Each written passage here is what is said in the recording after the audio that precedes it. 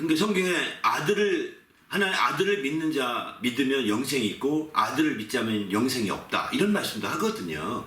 아들을 믿는 신앙을 그 반감하려고 지금 얘기하는 건 아니거든요. 조금 전에 말씀 이렇게 그리스도에 대해 강조한 것은 바로 같이 믿어야 되는 거죠. 한쪽은 그리스도로, 한쪽은 하나님의 아들로 이렇게 믿는 겁니다. 근데 그래서 하나님의 아들을 믿지 아니하면 아버지가 없다는 겁니다. 아버지가 없으니 영생이 없는 거죠. 아버지 없는 신앙 영생 어찌 영생. 그래서 성경에서는 아들을 믿는 것이 믿지 아니하면 영생이 없고 아들을 믿는 자는 영생이 있고 이렇게까지 성경은 표현하고 있습니다. 그러니만큼 우리는 아들을 믿는 신앙이 굉장히 중요한데 왜 그러면 아들을 믿는 것이 중요하냐? 아들을 믿으면 그를 낳으신 아버지를 믿는 거거든요. 아들을 믿으면 그를 낳으신 아버지를 믿는 겁니다. 여기서 예수님을 보내신 자로서 그리스도 곧 보내신 자를 강조하는데 그를 보내신 분이 누구냐? 성경은 참 하나님이라고 요한복음 17장 3절에 이렇게 말하고 있지만 참 하나님인 그분이 하나님의 아버지가 되시는 거, 하나님이시면서 아버지가 되시는 거죠. 참 하나님이 아버지가 되시는 겁니다. 바로 예수 그리스도의 아버지가 되시는 거죠. 바로 참 하나님은 예수를 보내신 자요. 또 이제 그분은 아버지로서 그 아들을 바로 낳으신 분이요. 이 땅에 보내신 거죠. 그래서 우리가 아들을 믿는 신앙을 여기서 반감시키려는 게 결코 아니라는 거죠. 그 정말 그리스도를 강조한 만큼 그 다른 사이드에서 그만큼 중요성이 있는 건 분명한데 바로 예수께서 강조했던 강조점에서 바로 하나님의 아들됨은 능력과 이적과 표적 같은 것으로 기사와 이런 것들로 아들 되시면 밝히 드러나시거든요. 왜? 사람 같지 않으니까요. 그런데 그리스도이시면 잘 안 드러나신다는 거예요. 바로 보냄받았다는 개념이 안 드러나시니까 그러니까 그걸 믿지 못하는 거예요. 그래서 아버지께 날 보내신 것을 믿게 하옵소서라고 요한복음 17장 21절에 강조하고 계신 거죠. 믿게 해달라고 하나님이 날 보내신 것을 저들이 믿게 해달라고 기도하는 겁니다.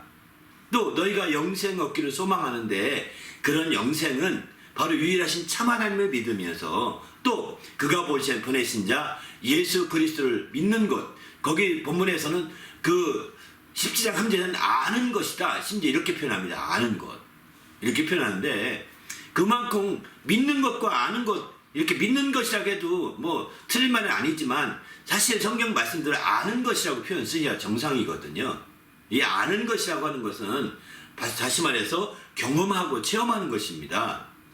그래서 그냥 믿는다고 할 때는 우리가 안다는 것을 경험한다는 것으로 표현한다면 믿는다고 하는 것은 우리가 일반적으로 아는 게 믿는 것으로 생각하거든요. 아는 게 믿는 것으로 생각을 하는데 성경은 아는 것과 믿는 것을 구별시키고 있습니다. 아는 것과 믿는 것을 에베소 4장 13절에 보게 되면 하나님의 아들을 믿는 것과 아는 일에 하나가 되어야 된다 이렇게 말하거든요. 그러니까 분명히 믿는 것과 아는 것이 다른 거죠. 성경에서는 믿는 것은 그럼 뭐냐? 이해하는 것입니다. 우리가 믿는다고 할 때 그것을 안다고 할 때 그것을 이해하는 것이죠.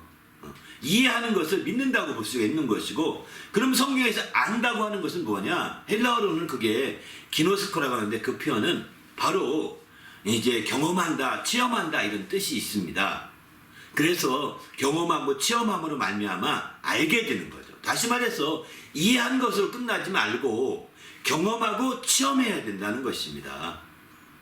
이해한 것으로 끝나지 말고 경험하고 체험해야 이게 진짜 알게 되는 거. 그래야 하나가 되는 것이고 그래야 온전한 믿음을 갖게 되는 것이다 라고 에베소 4장 13절은 그렇게 강조하고 있습니다.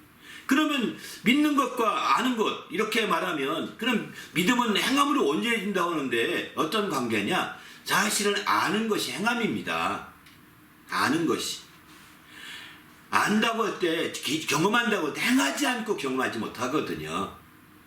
행하지 않고. 행해야 경험이 되는 겁니다. 우리가 믿는 것들, 이해한 것들을 그냥 거기서 뭐 이해하고 머무르면 소용이 없습니다. 경험이 되게 하려면 내 몸이 움직여서 행해져야 되는 거거든요. 행할 때 비로소 알게 되는 것이고 알게 될 때 드디어 하나님의 놀라운 역사가 나타나게 되는 거죠. 그래서 우리가 믿음으로 믿음이 있으면 그냥 행함이 없는 믿음은 죽은 믿음이고 또 행함으로 믿음이 온전해진다고 하는데 그래서 믿는 것과 믿는 것이 아는 것으로 이렇게 승화돼서 이렇게 행함으로 말미암아 온전해져 가야 되는 거죠. 그래야 바로 우리 믿음이 온전한 믿음을 갖게 되는 겁니다. 그냥 마음속으로 믿는다 이런 고백만으로는 이게 온전하지 못한 것 같습니다. 마음속으로 믿는다라는 것을 끝나지 마시고 그것을 통해서 확실하게 아는 것이 되고 체험하는 것이 되고 행하는 것이 될 때 확실한 믿음, 살아있는 믿음이 되는 거죠. 그런 믿음으로 가진 자들이 바로 이제 영생을 누릴 수 있다라고 성경은 이렇게 표현하고 있습니다. 그래서 영생은 유일하신 참 하나님을 믿는 것과 그가 보내신 자 예수 그리스도를 아는 것이라고 이렇게 표현하고 있는 거죠. 바로 우리도 이제 주님 안에서 그 하나님의 아들을 정말 믿는 것도 여기서 중요한 것이지만은 그리스도에 대해서 오늘은 중심으로 이렇게 더 한쪽을 더 강조한 그런 면이 있었던 것 같습니다. 그렇게 이해해 주시고 반면에 하나님의 아들을 우리가 무시하고자 하거나 그것을 이제 낮추어 보는 것이 아니라 그리스도에 대한 강조하다 보니까 그런 것 뿐이시죠. 실제로는 하나님의 아들 믿는 것과 그리스도를 믿는 것은 같은 손바닥 안과 밖과 같은 것입니다. 이게 전혀 다른 별개가 아닙니다. 왜냐하면 한 분이 아버지시고 한 분이 보내신 분이시거든요. 이해되시죠? 그래서 요한복음 10장 21절은 아버지께서 나를 보내신 것이다 이렇게 표현해요.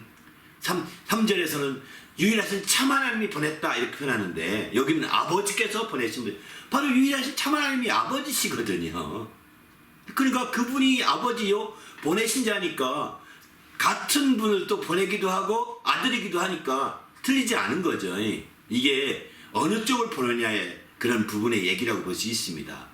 단지 예수님께서는 한 가지 더 언급한다면 단지 예수님은 바로 보내신 것이 나를 아버지께서 보내시고 참 하나님이 보내신 것이 잘 이렇게 표출이 안 되는 것 같습니다. 그러다 보니까